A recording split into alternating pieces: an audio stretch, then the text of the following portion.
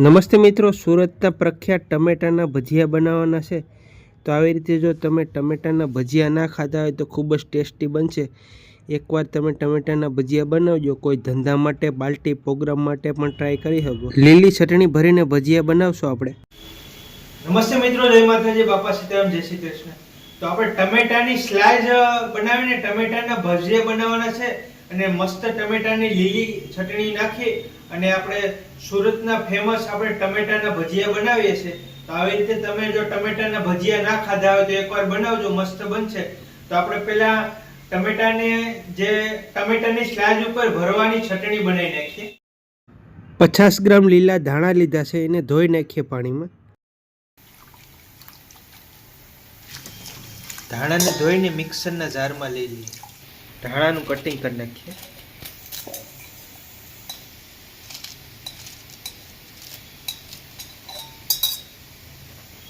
$30 ગ્રામ જેવા ફુદીનાના પાન ધોઈ નાખીએ ને આપણે કટિંગ કરી નાખીએ.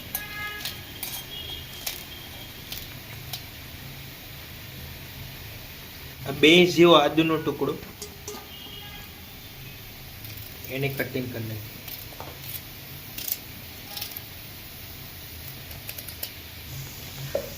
આ 8-10 તીખા મરચાં લીધા છે. તમે જેટલું તીખું ખાતા હોય એટલું નાખજો, પણ આને તીખા જેટલા ટમેટાની પૂરી જેટલી તીખી હોય એટલી જ મજા આવે. અને ટમેટાને જે ચટણી બનાવી એના કલર માટે એટલા આપણે સિંગદાણા નાખ્યા છે, 20-25 દાણા સિંગદાણા. 1 ચમચ જીરું નાખ્યું છે, ચપટી 1 અજવાઈન નાખી છે, ચપટી 1 ધાણા નાખીએ છે અને થોડો લીંબુનો રસ નાખી દઈએ. ચટણી ચટપટી હોય તો મજા આવશે.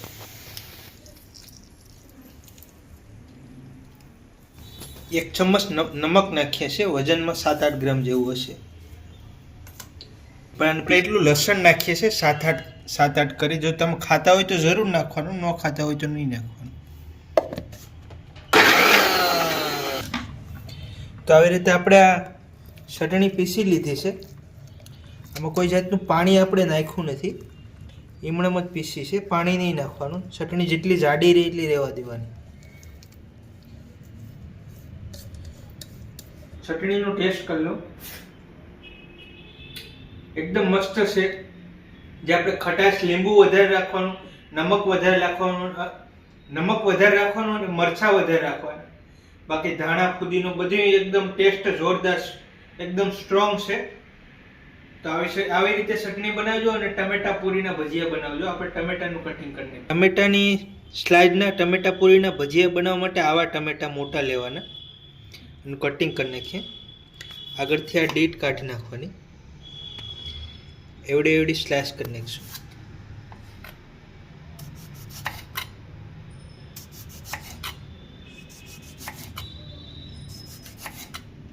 એટલી સ્લાઇસના આપણે ટમેટાની કટિંગ કરી નાખીએ છીએ અને જોરદાર ટમેટા ભજીયા બનશે. બીજું પણ આવી રીતે 3 ટમેટા, આપણે વજનમાં 300 ગ્રામ ટમેટા છે, આનાથી આપણે 700-800 ગ્રામ ટમેટાના ભજીયા બની જાય.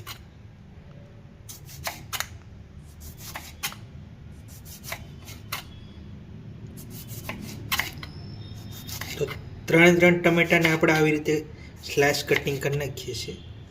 આવી રીતે ટમેટાની સ્લાઇસ કટિંગ કરી નાખી છે. હવે એની ઉપર આપણે ચટણી લગાડી દઈએ. ચટણી આપણે એટલી લગાવવાની છે. ચટણી થોડી વધારે લગાડવાની, ઓછી નહીં લગાડવાની. ચટણીનો ટેસ્ટ આવશે. એક જ સાઈડ આપણે લગાડશું, 2 સાઈડ નહીં લગાડીએ. આવી રીતે બધાય ટમેટામાં ચટણી લગાડી દઈએ. તો આપણે આવી રીતે બધી ચટણીને ડીપ કરી દીધી છે.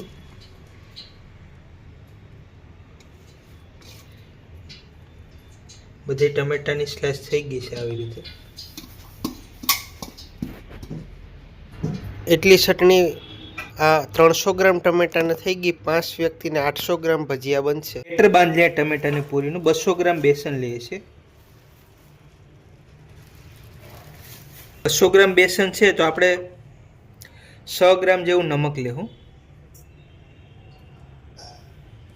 7 ગ્રામ નમક લીધું છે. 200 ગ્રામ બેસન છે તો 2 ગ્રામ જેવા આપણે ખાવાના સોડા નાખીએ છીએ.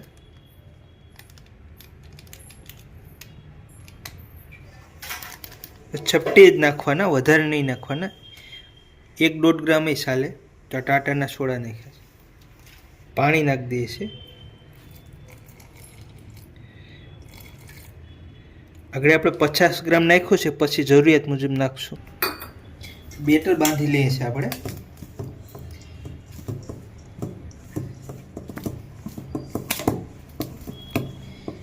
પહેલાં થોડું કડક બાંધી લેવાનું, પછી આપણે જરૂરિયાત મુજબ પાણી નાખી દઈએ. પાણી ઓછું છે એટલે પાણી નાખીએ છીએ 50 ગ્રામ જેવું.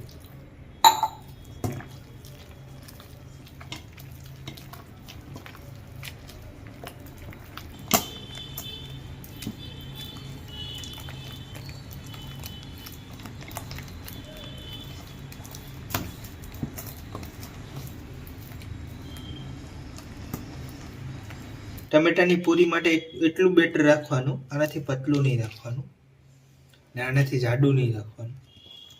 ભજીયા બનાવી નાખીએ. તો આપણે આવી રીતે આ ટમેટા પૂરી લેવાની છે. બેસનમાં આવી રીતે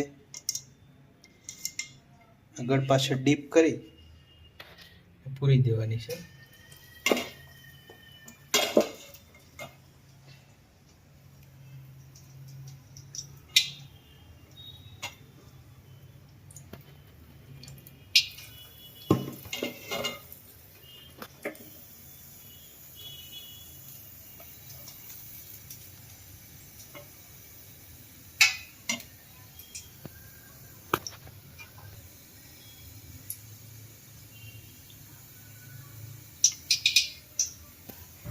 આવી રીતે એક પછી એક પૂરતા જાય, આગળ પાછળ ટમેટા પૂરીને ફરતું બેસન લગાડી દેવાનું. આપણે આવી રીતે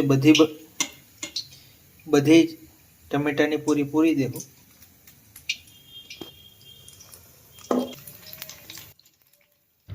ટમેટાની પૂરી પૂરો ત્યારે તેલનું ટેમ્પરેચર ધીમું રાખવાનું, બહુ ફાસ્ટ નહીં રાખવાનું. બાકી ઉપરથી ચણાનો લોટ બળી જાય અને અંદરથી ટમેટા પૂરી કાચી રહી જાય. એટલે આપણે ટમેટા પૂરી મીડિયમ ગેસ ઉપર જ પૂરવાની, તળવાની છે. અમારા ભજીયાના વિડીયો કેવા લાગે છે એ કોમેન્ટ કરીને કહેજો. અને અમારો વિડીયો કયા ગામમાંથી, કયા જિલ્લામાંથી, કયા શહેરમાંથી જોવો છો એ કોમેન્ટ કરીને કહેજો. તો મિત્રો 500-700 ગ્રામ ભજીયા બનશે. એક ઘણ પૂરી દીધો છે. આ ટમેટાને ખાવા હોય તો એ પ્રમાણે જ પૂરવાના, ફૂલ ફ્રાય જ કરવાના છે. આપણે એક ઘણ પૂરી દીધો છે. ગેસ ફાસ્ટ રાખવાનો, ટમેટામાં પાણી હોય એટલે, નકર ભજીયા તેલ પકડી જાય. જો આપણે હવે ફેરવી નાખીએ છીએ, એક સાઈડ પાકી ગયા છે.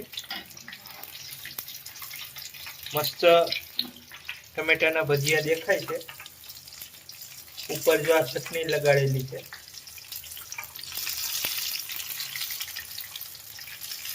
ફેરવી નાખીએ, આપણે પકાવી દઈએ અને થોડા આપણે ગોલ્ડન કરશું.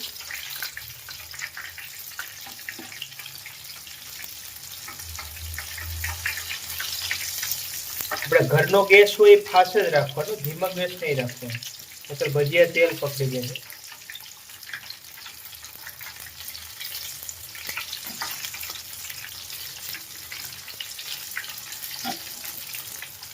આ ભજીયા પાકતા એક ઘણને 8-10 મિનિટ જેવો સમય લાગી જાય. ટમેટા છે એટલે ટમેટામાં પાણી હોય એટલે એને પાકતા થોડો સમય લાગી જાય.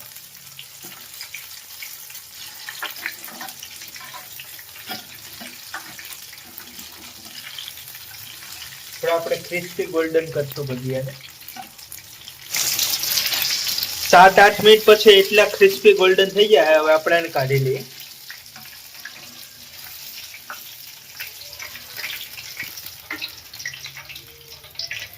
તેલ નિછારી દઈએ છીએ.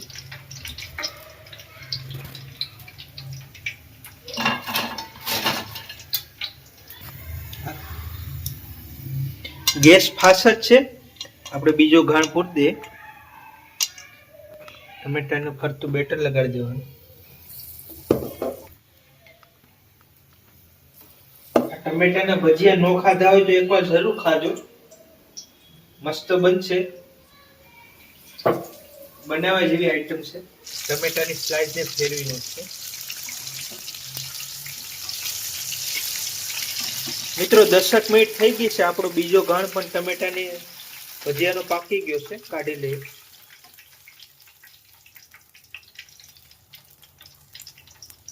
તો આપણે આ ટમેટા પૂરી મસ્ત બની ગઈ છે. જો આ દેખાવમાં પણ સરસ છે. હવે હું આ તમને કટિંગ કરીને બતાવું અંદરથી કેવી લાગે છે. તો અંદરથી જો આપણે આ ચટણી ભેરી મસ્ત થઈ ગઈ, ટમેટા મસ્ત પાકી ગયા છે. તો આવી રીતે આ ટમેટા પૂરીના ભજીયા બનાવજો, મસ્ત બનશે. સુરતની ફેમસ આપણે ટમેટાની પૂરી બની ગઈ હતી, મસ્ત ચટણી બનાવી અને ભજીયા મસ્ત બની ગયા છે ટમેટાના. તો આવી રીતે ભજીયા બનાવજો અને વિડીયો સારો લાગ્યો તો વિડીયોને લાઈક કરી દેજો, શેર કરજો, ચેનલમાં નવા સબસ્ક્રાઇબ કરી દેજો. અગલા વિડીયોમાં જય માતાજી, બાપા સીતારામ, જય શ્રી કૃષ્ણ.